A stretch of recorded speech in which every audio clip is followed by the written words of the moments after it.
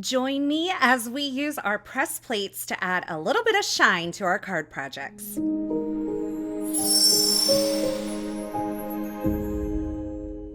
Hey everyone, it's Carissa Wiley here for Altenew. Thanks for joining me today. Today I have 3 card projects that feature the Raised Sentiments 3D embossing folder as well as the Inked Poppies Press Plate. And I'm going to use this Raised Sentiments 3D embossing folder to add a lot of texture to my cards and kind of accentuate the main sentiments that I'm using on the cards today. Now you can see this embossing folder is a lot of fun and a great way to add texture to your card projects. I'm also featuring the Inked Poppies Press Plate. Now, press plates are designed to work with either your better press system or your hot foil system, but today I'm going to show you how to add some shine to them without foil. So let's get started. Now for all of these card projects, I am using some watercolor cardstock because it works well with the better press. It gives you a lot of texture. And also the 3D embossing folders perform really well with watercolor cardstock. So I'm lining up this cardstock in my Raised Sentiments 3D embossing folder, and I'm using the sandwich that is recommended by Spellbinders for the Platinum 6 because that's the die cut machine I'm using. And you can see I have a lot of dimension on this watercolor cardstock. Now for this first card project, I really wanted to emboss first because I wanted to accentuate a few of the greetings. And to do that, I'm going to use the Watercolor 36 pan set from Altenew. It has these gorgeous Altenew colors, and I'm just getting my colors ready on my palette by kind of warming them up with a little bit of water and swirling them on my palette. I'm going to use a few colors here. I did mix in a little bit of orange with this pink to make it a little more corally, and I'm also going to mix up kind of a turquoisey teal blue here. So I'm using a few of the turquoise blue kind of aqua colors and mixing those together. Then I'm going to take my brush and my watercolor paint here and just go across a few of these sentiments that I really want to kind of accentuate on the card front. Now this is an easy way to draw attention to a few of your favorite sentiments on this Raised 3D embossing folder. You could also mask off an area and ink blend over the sentiments that you like as well, but I figured that starting off with the embossing was the easiest way to get the color where I wanted it on this background. Now for my second card project, I'm going to be creating kind of a loose watercolor background, kind of a blob.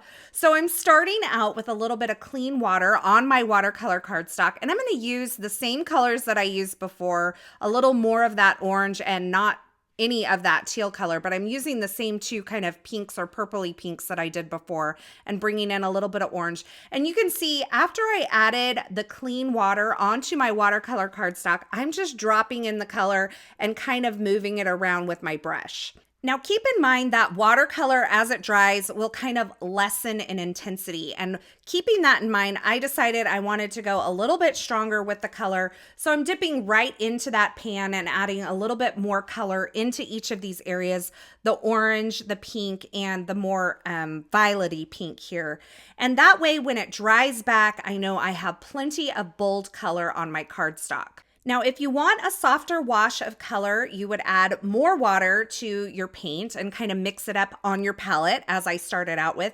If you want more intense color, then you're going to go straight into the pan and bring it over to your cardstock. Now for my third card project, I have a piece of cardstock that's a little bit larger than I started with before because I knew I wanted to mask off an area and trim this down in the end. So I used the Altenew Satin masking tape to kind of mask off a rectangle in the center of my card project.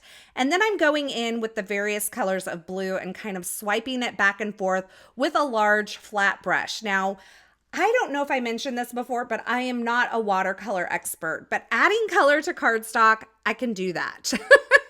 And keeping a couple basic rules in mind, like using less water when I want more bold color or using more water when I want a nice soft wash.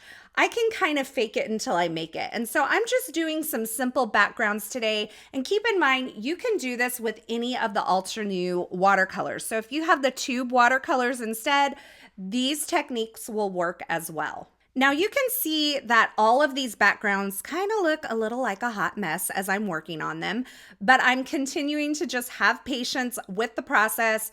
I'm using a little more water to kind of smooth out these colors, and then I'm hitting this with my heat tool to dry it. Now, it's best with watercolor if you can just let it dry on its own, but who's got time for that? So if you need to speed the process along, you can hit it with your heat tool. Now, here's where the magic really happens. I love doing masking, whether it's with ink blending or watercolor, and then peeling to reveal those nice clean edges. Now you will see in the corner where I had a little watercolor sneak under my masking paper. That's okay. I'm just going to take a craft knife and kind of scrape away at that area. You can also use a sand eraser or something like that, but I'm just gently going over the area to kind of soften that color. Now I'm kind of skipping around with the different projects here, but before I go on to the next step, I really wanted to reveal more of the letters on these sentiments that I kind of accentuated with the watercolor.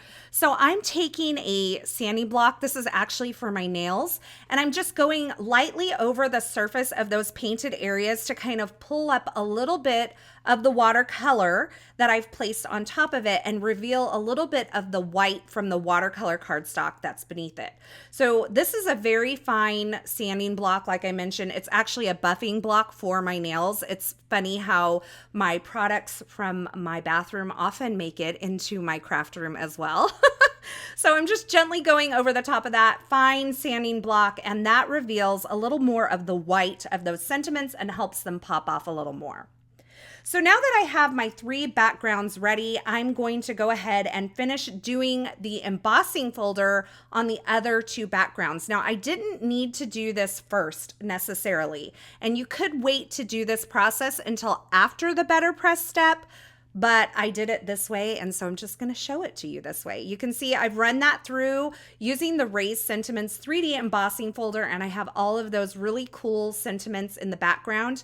This embossing folder is great just to add texture, or you can use it for your actual sentiments as well. So it would be fun to emboss this and cut the different sentiments into strips and use them on cards individually. For today, I am going to go ahead and press over these embossed panels with the Inked Poppies Press Plate. And I've placed it onto the chase of my letterpress platform, that magnetic surface area or the base of it. And now I'm adding my watercolor cardstock to the platen, which is that clear plastic plate that goes over the top. Now I set it over my press plate so I could make sure that I'm adhering it into the pressed area. And now I'm inking up my press plate using the Antique Gold Pigment ink from Altenew. And this is a beautiful way to add shine to your press plates without pulling out your foil system. So you can see I've inked up that press plate, and now I've placed the platen onto the magnetic feet of the chase, run that through my Platinum 6 die cutting machine, and you can see I have that beautiful pressed image in that gorgeous shiny gold color on my watercolor cardstock. Now I will say that this does press down some of those raised sentiments that we created with the embossing folder, but I'll show you how to remedy that in just a moment. If you wanted to press these first and then emboss them with the embossing folder, you could definitely do that. Now on this card where I accentuated those few sentiments, that wouldn't really work because I wouldn't be able to get my watercolor stripes in the right place without the 3D embossing folder first. But for the other 2 cards, you could definitely press plate first and then do the 3D embossing folder to avoid this step.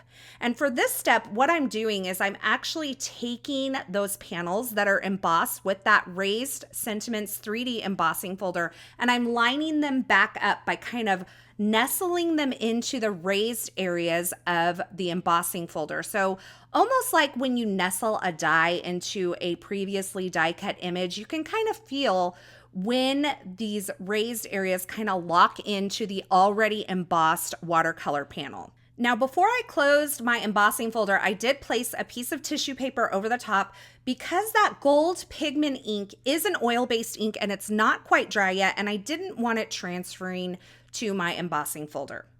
So I repeated that process with the other 2 backgrounds that I created just to kind of re-raise those sentiments that I had pressed down with my Better Press Plate.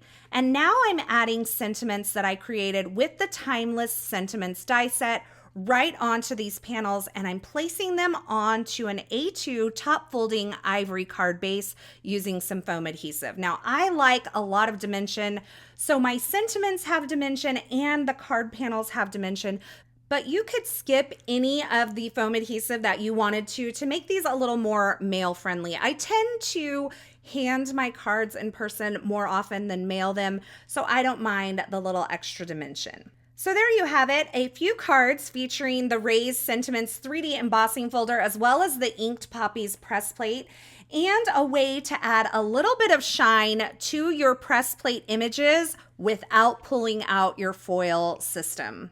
Now, each of these cards have their own kind of unique look, although they all tie back together because they are using the same products. But I would love to hear in the comments below, which of these 3 cards is your favorite? I think for me, it's that Hugs card there on the left side. Now, as always, I will have links to the featured products used in these projects in the description at YouTube. So if you're looking for something in particular, be sure you check there. Or you can head on over to the coordinating blog post that will be linked in the YouTube description as well. Over there, you'll find more still shots, more information, and a complete list of supplies. I want to say thank you so much for stopping by and hanging out with me today. I hope you enjoyed this video and I hope you enjoyed these projects. If you did, be sure to give this video a thumbs up and don't forget to subscribe and turn on the notifications here so you don't miss any of the fabulous paper crafting and card making video tutorials shared. Don't forget to leave me a comment below and let me know which of these 3 cards is your favorite. Thanks again for stopping by. I'm so glad you're here. And until next time, I hope you have a fabulous day.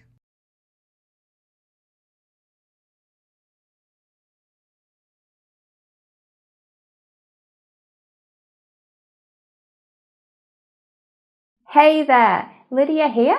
I really do hope that you've just enjoyed the video. If so, please subscribe to the Altenew YouTube channel. Also, turn on the notification bell so you can get your daily dose of crafty techniques and tutorials just like this.